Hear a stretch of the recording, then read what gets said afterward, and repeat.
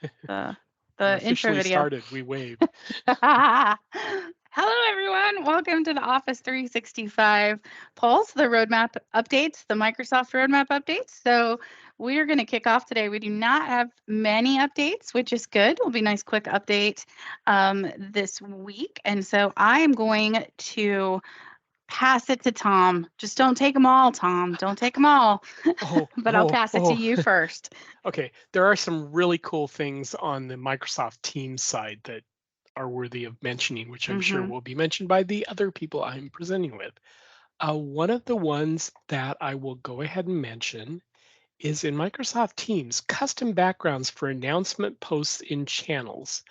So team users will be able to create engaging custom backgrounds for channel announcements in just a few clicks, and is powered by Microsoft Designer using generative AI to create expressive images. Now, in the large scheme of things, that's not a huge deal, but I think it's kind of cool that you can have announcements out there and you can put some sort of a background image now that will probably catch people's attention more than it would if it were just straight text. So I think that's a really good one. It's supposed to be out this month, so that's worth looking forward to. And the Microsoft Teams file app updated to the Files app in Microsoft Teams is updated to OneDrive app experience in Teams. So the Files app, accessed from the left side of the navigation, is or will be updated with the OneDrive app experience, bringing performance improvements, more views, and the latest features of OneDrive to both classic and new teams. So that's coming out in November. I think the more that you have file share type things behaving and acting the same way is a good thing. Oh So yeah. looking You know forward where to they that. don't act and behave the same way? Where's that? CRM. Okay, I'll take your word on that one. So in Dynamics and CRM, it's the old SharePoint experiences. Ooh. And so nothing is the same. So for someone who works across Teams and SharePoint and Dynamics, I want to kick them because none of them are the same. Just be the same. Just be the same. Daily retro So flashbacks going on here. yeah, so I'm happy with that, and I'll be even happier when they're all the same. Cool. Tamara, what do you have on your agenda and list of things you like to see? Well, let's see. Forward messages in Teams chat. So forward messages quickly from one chat to another using the right-click menu. You can add additional content to the message to provide context and clarity for the recipient. You can forward messages in one-to-one chats and group chats. This is fantastic. It is good. I'm just wondering how it's going to differ from copy and paste. Well, if you're forwarding it, it's probably showing that it's a forwarded email versus a copy and paste, like forwarded and what it's from. And then there might be times where I'm forwarding it to someone to get feedback. But if I'm forwarding it to a group chat, if someone's messaging one-on-one and it's like, hey, this really should be in the group chat, you can forward it with context to Yeah, that the group chat. additional content that you can add to the messages you forward, I think, is the key there. So, Yeah, so that was mine. And then Outlook, following a meeting in new Outlook for I am Windows. so excited about this. Speaking as someone who can be triple booked at times, this one is great. Yeah, follow a new meeting response option that goes beyond the traditional accept, tentative, and decline. Choices geared towards individuals with high meeting loads and conflicting meetings each day. They just should have written, this is geared towards Jennifer Mason. So follow is the ideal RSVP option for meetings you can't attend, but still want to stay engaged and receive information about it. Other attendees will be able to see that you are following a meeting. And this feature will be available in the new Outlook for Windows and Outlook on the web. Now, that doesn't come out until March of 2024, but I think we're all waiting for it with bated breath. And I think what's going to be cool about this one is then when they take it to the next level with the premium features, it's like if you follow a meeting, then you're probably going to automatically get an email summary Nice. about what's in the meeting. I mean, I can't say that that's what they're going to do, but that feels Makes sense. But like it's what would leaning that yeah, direction. that feels like what I would want and what might be happening. And so that could be a pretty cool way to stay up to date on things that, oh, I can't attend this, but I can follow it. But then how many times does someone accept something as tentative on their calendar because they want people to know, well, I didn't want to forget about this meeting and I want to come back to it. But then you get into the meeting and you're like, who's going to be here and who's not? If I'm just following it, that's a pretty clear signal that, hey, this is important to me. However, I won't be able to attend. So I think this will be a good thing. Teams Mobile quickly capture content in Teams Mobile. So this one allows you to capture content shared in a Teams meeting on a mobile device and save it in your photo gallery or share in Teams and other apps. And then it's going to honor the privacy settings. So I did a little experiment last week to find out if I could work on my iPad without my computer while I was away at a conference. And everything worked except for Teams Mobile. So I can't share everything the way that I need to. And I had some issues with this kind of thing. So this one is speaking to me because I'm like, okay, because honestly, if I could go to a conference and just take my laptop, because to be perfectly honest, when I'm at a conference, what are the major things I'm working on? That would be PowerPoint and email. So I don't really do a whole lot, beyond those two applications while I'm out at conferences and events. So it would be nice if I could have just used my device, but I think we're getting closer. So that was Teams from Team Mobile, and then I'll pass it. I won't pack it. I'll pass it back to Tom and see if he's got anything else, which I'm sure there's some more things in development. Yeah. There's one here that I really like this idea. That is OneDrive. Add individual file shortcuts in OneDrive for the web.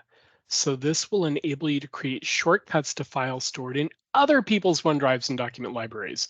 So it enables you to more easily see that stuff without having to dig through and figure out where it was. You can move the shortcut, rename the shortcuts, delete the shortcuts, and it won't mess with the content of the thing that it was actually pointing to. And it shows up for OneDrive for web, Android, iOS, and sync client endpoints. So that's great across the board. Due this month. And I'll just do a real quick one since Adam's not here to play our resident geek. Purview Compliance Portal. There's a few things out there. One is data loss prevention. Actually, these are all data loss prevention, I think. Oh, no, they're not. This one's data loss prevention. Recommendations for new policy and policy fine tuning. So it's actually going to start prompting you with things that you might want to consider doing with one-click recommendations. So keep an eye open for that if you're interested. Purview Compliance Portal, they'll be ending the Microsoft Purview legacy alert ingestions in the Microsoft 365 Defender portal. It says these alerts were created as a result of legacy standalone alert policies. Now you can go and set them up in the more modern setup. So that's a good one to keep an eye on if you've been doing some of the old stuff there. And then we have Insider Risk Management, new attributes and features for alerts and case. So again, if you're doing insider risk management, you'll want to keep an eye open for this one. It could come into play for you. This one will be due in January of 2024. Seems odd to be saying 2024 for these things, but yes, we are towards the end of the year. So those are some of the things that are in development. We've got some other things too that are rolling out that I'll touch on when we get there, but if that whole purview is your role, keep an eye open for those and take a look and follow up on them. And one thing that I wanted to touch on was Microsoft Teams Copilot in Microsoft Teams. So Copilot in Microsoft Teams is going to help users stay organized and on top of all of their information because there is a lot of information in Teams. Chat, meetings, and calls with the ability to ask Copilot any question and discover insights. Use one of the suggested prompts or enter a free text question of your own. And this is due out as early as November of this year. Sounds right after Ignite. Yeah, I like the fact that they're offering suggested prompts because I think that's the learning curve for people right now. Yes. When they're going, well, how do I ask the question to get these wonderful results back? Well, you kind of have to, where before it was like, well, you just have to know how to do regular search, Well, now you need to know how to ask for things. Yeah. So suggested prompts will help. Well, cool. Well, Like learning how to use Google. Oh, Pretty much. I said Does- Google. does anyone have anything else, or can we move to rolling out? I'm ready to roll on to rolling out. Ready to roll on. I see what he did there. Okay, They well, pay me I the just big money have here. I have one. It's probably one that they were going to use, so I'm going to go first because I only Good. have one. And that's Microsoft Town Halls. So this is setting up and hosting large-scale events in Teams with the capabilities for meeting template, capacity for up to 10,000 attendees, third-party eCDN support, green room, and then manage what attendees can see, moderated Q&A, live translated captions, different things there. I think this is great because it shows us a very common scenario that I think people have been trying to use for Microsoft live meetings, live events. And so this is just kind of a subset. So if you think of the concept of a town hall and what we're doing, I'm sure they're taking all the learnings that they've had from live events and putting them into this town hall style to make this something that is easy and manageable, because you know what is not fun is hosting a town hall event and you being the one who's doing the coordination and some button gets clicked or something happens wrong or it just doesn't work. And those are not fun feelings to have. So I like that they're kind of taking this concept, which is something that's very common, and rolling out features specific for it. So that's supposed to be rolling out now in October. So coming to a tenant near you if you are in enterprise tenant. So that's going to enterprise first. Those in the DoD, GCC, and GCCH. Gonna wait a little bit longer, but like all things, like a fine cheese, it comes out in ages, right? So it'll come out here first. I'm sure they'll roll it out, see how it does, and then as they can make it available in other locations, they will. So I'll pass it to Tamara. Fabulous. Me? Microsoft. Me? What? Ratings and reviews for apps in Team Store. So customers can now view and provide ratings and reviews for apps in the Term Store. And I encourage everybody who uses an app to review it and also write a review. Help out your fellow user. Let them know what works good or what still needs development. I think it's a really nice thing to add. Yeah. Tom, what you have? Well, I'll go ahead and do the. What you have? I talked. I'm pretty. Adam. What you have? I'll go ahead and do the Adam imitation here. And these are all inside of risk management for Purview Compliance Portal. First one is sequence detection, starting with downloads from third-party sites. So this allows your admins to configure the new sequence feature to detect risky user actions that start with downloading from third-party domains, such as box.com or dropbox.com. So that's something that can help keep things out of your domain or keep things from happening. That could be construed as insider risk management, dropping stuff off to other people, picking up things that you shouldn't have as part of your job, things like that. So that's one thing. Second one is sequence detections for obfuscation, easy for them to write, involving excluded events. This changes enhanced sequence detection to improve its effectiveness in identifying users who are performing those kind of activities that may result in a data security incident such as file renaming to evade detection. So that's another one. They're trying to stay ahead of the people who think they can get around any of the things that are put up there to keep you from doing bad things. Then we have cumulative exfiltration detection tuning. It sounds like I'm in a spy novel here. With this update, cumulative exfiltration activities will no longer be detected and scored if they have already been identified in a previously cumulative exfiltration alert. So this reduces unnecessary alerts that you're going to be getting if these things are occurring over and over. I don't know if that's a good thing or a bad thing, but it is. It's coming But it's out. a thing. But it's a thing. And the final one are new sequence detectors. So with this update, Insider Risk Management will provide new sequence indicators that start with activities on devices that may lead to a data security incident, including downgrading, removing file labels, archiving files, and downloading files from unallowed sites. So all the bad actors who are trying to get away with stuff, things that are rolling out may help cut down on those things. So again, if Purview is your role, you'll definitely want to check out the things that are in the rolling out status. Cool. Well, I have one more, and that's Teams, Graph API for Teams meeting transcripts. So if you're an organization that's using the Graph a lot to pull in data and then do custom development, this is probably something that is of a lot of interest to you. So they're making more things available through the Graph API. And so that moves us over to launched. And since Tom has so beautifully been playing the role of Adam this week, Tom, why don't you take it away and let us know the 3 things that are launched? Oh, wow, I get the whole mess this time. Okay, so back to Purview, since that seems to be my role today. Insider risk management, once again, static alert and case IDs. So this will provide static alert and case IDs to help admins track and communicate investigation progress with colleagues more easily. That is actually, it's interesting. It says launch. They had a date of February 2024. So they were ahead of the game on that one. That should be out now in a tenant near you if you are corporate or commercial. And then Microsoft Purview Compliance Portal Audit, manage audit permissions from Purview Compliance Portal.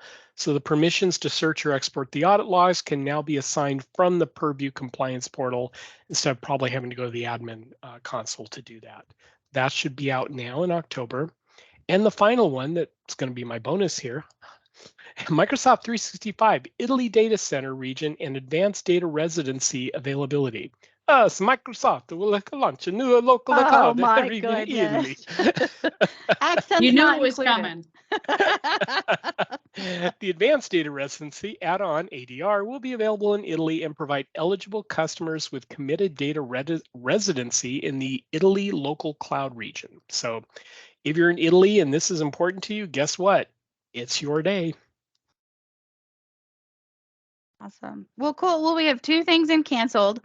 The first one is Purview, and it's the eDiscovery predictive coding module.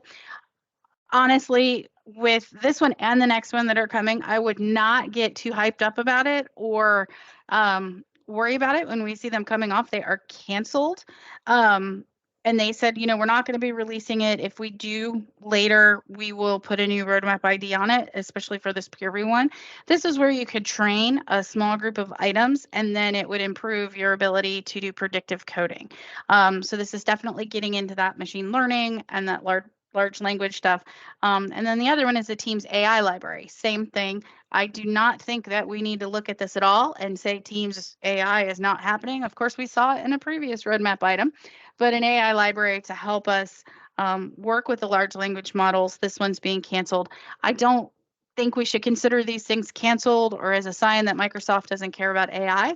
I think we should see these kind of as a very, hey, they're not going to do it this way, so watch the roadmap for further changes, because we clearly know AI and pre-doing a lot of things is ahead of us, and we know that's what's coming. So I think these are just, it didn't quite work out this way. It's getting worked off the roadmap and put back later. So those are the 2 that we have that are canceled. So we shall be back next week with another round of updates as to what's coming. Ignite is going to be in just a couple of weeks, so I imagine we'll see a little burst in the roadmap once Ignite happens. So excited about that. And then hopefully end out the year strong with a bunch more things rolling out. So Tom or Tamara, do you have anything else to add before we say adieu?